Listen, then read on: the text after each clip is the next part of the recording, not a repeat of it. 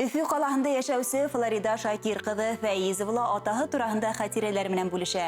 Минең атайым Шакир Мөслим улы Әмирханов Шишмә районы Сәлих авылында ярлы Гәрәфиән гаиләһендә 1916 елда дөньяга килә.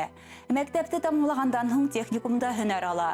Һуңнан Белорет районында укытучы булып эшләй. Ситтән торып педагогия институтында тамамлай. 1941 елдан көтендә эшсез крестьян армиясына алына һәм укырга ибәрелә.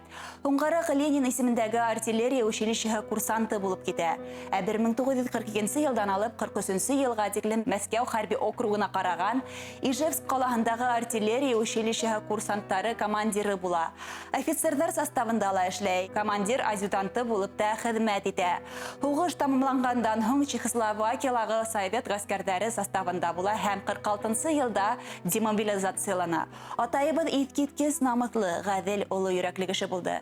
Мин уның менән хаклы рәвештә горурланам, дип хатын тамамлай Флорида Шакир кызы.